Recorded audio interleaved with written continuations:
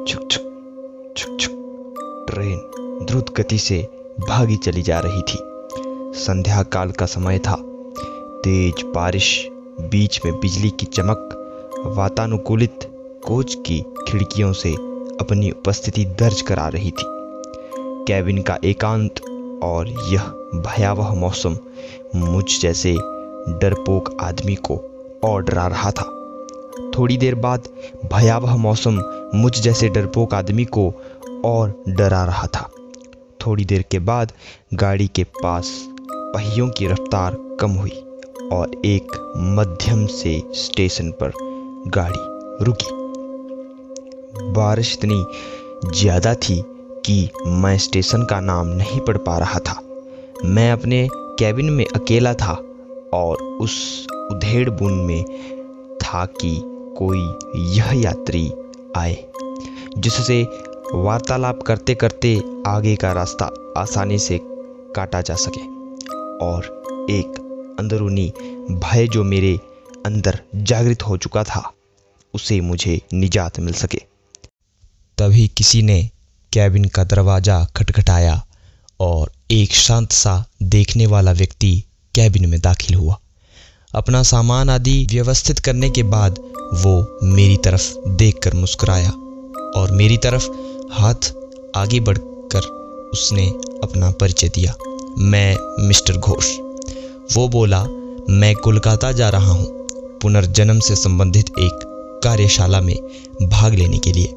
मैंने उसे बताया कि मैं कानपुर से व्याख्यात के पद पर हूँ और पटना जा रहा हूँ। उसने कुछ खाने का सामान निकाला और मुझसे भी खाने हेतु आग्रह किया, किंतु मैं बहुत ही संस्कृत व्यक्ति का प्राणी, ट्रेन में किसी अजनबी के द्वारा दिए गए खाने को लेना असंभव था। मैंने बहुत विनम्रता से उसके आग्रह को ठुकराया। वो भी कम उस्ताद नहीं था। कसकर हंसा और बोला, संशय कर रहे हैं मेरे ऊपर? अभी तो कुछ नहीं, देखिए आगे क्या होता है। उसके यह शब्द सुनकर मुझे सांप सूंघ गया, किंतु मैंने किसी तरह अपनी घबराहट को छिपाया। कोई स्टेशन आने पर वो उतरता और ट्रेन चलने के बाद किसी दूसरे कंपार्टमेंट से चढ़कर फिर आ जाता। पूछने पर बोलता कि बीच बीच में रेलवे की नौकरी भी कर लेता हूँ।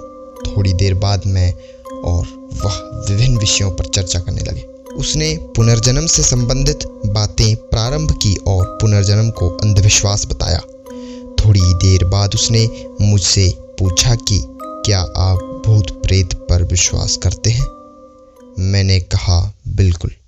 वो जोर से हंसा और बोला, यह सब बकवास है। मुझे भूतों पर विश्वास था, किंतु वो भूतों के अस्तित्व को नकारता रहा। रात अपने यौवन पर पहुंच चुकी थी। चर्चा उपरांत मैं वातानुकूलित प्रथम श्रेणी के कक्ष में सोने का प्रयास कर रहा था।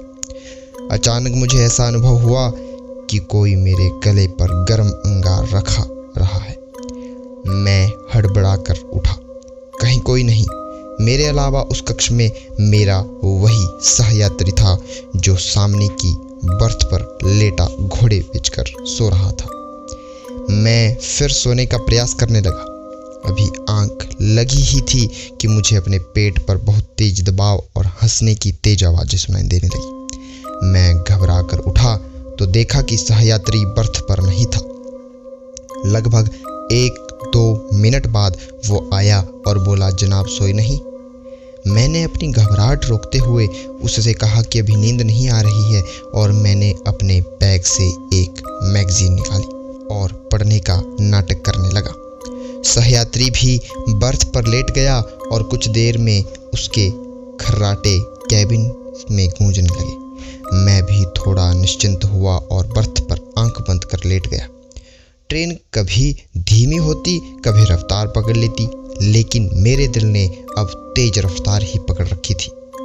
भय और घबराहट के कारण लघुशंका की इच्छा अपने आप जीवित हो गई और मैं वॉशरूम की तरफ मुड़ जैसे ही मैंने टॉयलेट का दरवाज़ा खोला, वो सहयात्री मुझे अंदर दिखा और मैं चिल्लाते हुए अपनी बर्थ की तरफ भागा।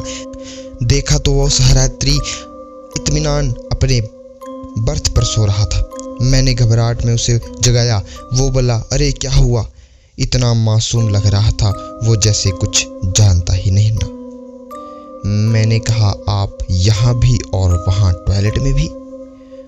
वो कुटिलता से हंसा और बोला, मैं कितने रूप में कहीं पर भी रह सकता हूँ।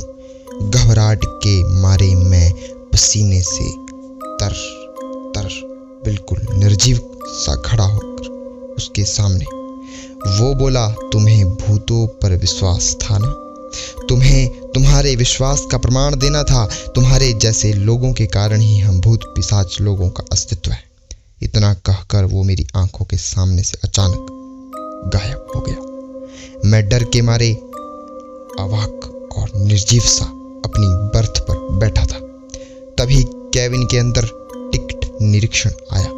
उसका चेहरा देखकर मुझे बेहोशी छाने लगी, क्योंकि यह वही सहयात्री था मेरा, और वो टिकट चेक कर मुस्कुराता हुआ चला गया। आगे इस कहानी में क्या हुआ जानने के लिए सब्सक्राइब कीजिए और पार्ट 2 का इंतज़ार कीजिए।